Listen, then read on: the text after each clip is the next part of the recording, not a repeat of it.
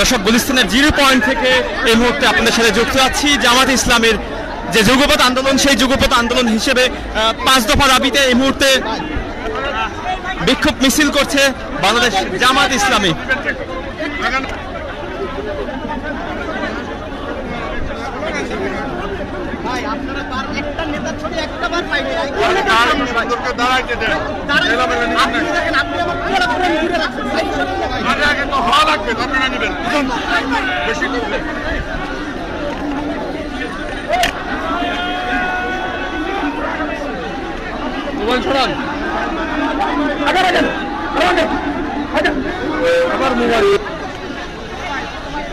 দর্শক, 5 দফা দাবিতে যুগপৎ আন্দোলনের অংশ হিসেবে বাংলাদেশ জামাত ইসলামের এই বিক্ষোভ সমাবেশ এবং তৎপরবর্তীতে মিছিল তা গুলিস্তানের 0 পয়েন্ট থেকে শুরু হয়ে সামনের দিকে অগ্রসর হচ্ছে।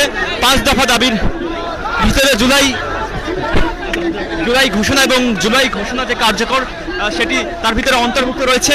এই জুলাইয়ের যে ঘোষণা, সেই ঘোষণার মাধ্যমে আগামী যে সংসদ নির্বাচন, সেই সংসদ নির্বাচনের দাবিতে তারা এই যুগপৎ আন্দোলনের অংশ হিসাবে এই বিক্ষোভ সমাবেশটি তারা করছে।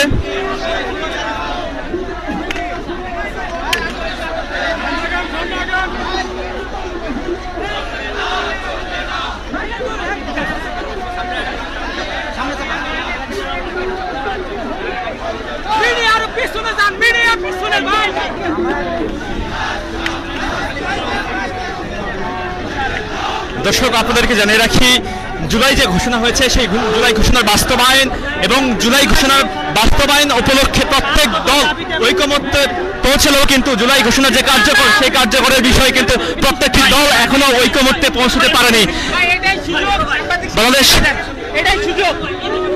বাংলাদেশ জাতীয়তাবাদী দল বিএনপি বলছে যে নির্বাচনের পরবর্তী সময়ে তারা জুলাই সনদের যে কার্যকর সেটি বাস্তবায়ন করবে। এছাড়াও বাংলাদেশ জামাত ইসলামী সহ অন্যান্য দল বলছে যে নির্বাচনের পূর্ববর্তী অবস্থায় এই যে জুলাইয়ের যে ঘোষণা সেটি কার্যকর করতে হবে এবং তারপরেই নির্বাচনকে অনুষ্ঠিত হতে হবে বলে তারা দাবি করছেন। এবং এই জুলাইয়ের যে ঘোষণা, সেই ঘোষণার মাধ্যমেই, এই জুলাইয়ের আকাঙ্ক্ষাকে কার্যকর করার মাধ্যমেই আগামী যে নির্বাচন, সেই নির্বাচনটি চায় জামায়াত।